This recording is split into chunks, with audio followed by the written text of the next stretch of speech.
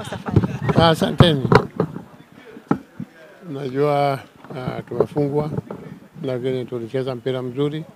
Lakini kila siku huwa nasema kwamba lazima uwe na bahati vile vile. Kwa hiyo kwa bahati mbaya tulikuwa hatuna bahati. Lakini nyumbani hapa Mungu akijalia basi tutaweza kuzirudisha na kuongeza goli. Kuna advantage mbili. Kwanza, timu zote za bara la Afrika wanaogopa kwa Mkapa. Wanaogopa kwa Mkapa, wanajua kwamba huku hakutoki mtu salama. Kwa hiyo wanakuja na hofu hiyo, na ya pili hiyo timu waliona tulivyocheza. Na kama asisemi, lakini labda niseme tu, kama kubebwa wamebebwa.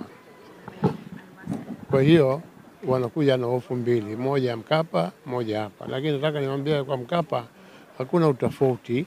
Tofauti tu uwanja Mkapa ni kubwa kidogo kwa 10-15 kuliko ule uwanja wao. Kwa hapa kutanuka inakuwa ni vizuri zaidi kuliko kule, maana ni uwanja mfinyu kidogo.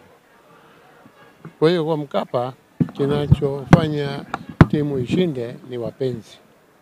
Unapojaa basi timu inakuwa na nguvu. Kwa hiyo naomba tu wapenzi wajitokeze, na hakuna kitu kitamu zaidi kuliko kupata kitu pasipokuwa na matumaini. Ukiwa na matumaini basi furaha inakuwa kiasi. Kwa hiyo tunaomba tu wajitokeze kwa wingi ili tuweze tukawapa furaha. Mlima wa mabao mawili pengine ulikuwa kwa upande wenu, haujapa wasiwasi wowote? Pengine kwa goli moja wengi wakasema kwamba itakuwa ni rahisi, kuongeza goli la pili kaonekana ni ngumu. Inaweza kuwa ni mlima mrefu, lakini mjue kwamba kama tungefungwa goli moja bado ingebidi tutafute mawili.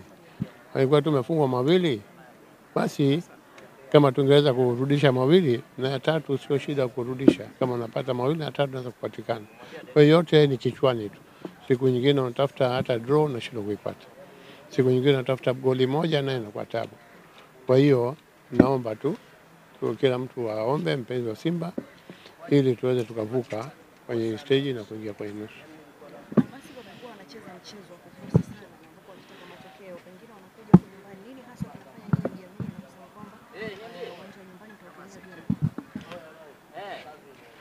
Niseme tu kwamba na sisi kila siku tuna concentrate kwenye mchezo. Hatuchezi mchezo nje ya uwanja.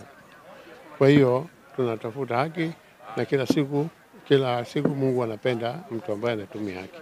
Kwa hiyo tuko na kwa kumridhisha yeye, inshallah tutaweza tukapita.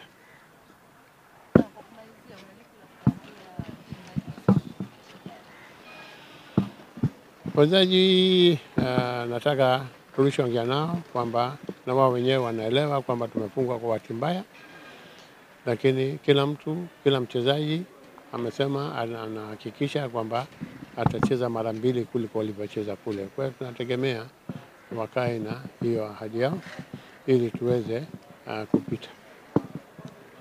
Asante.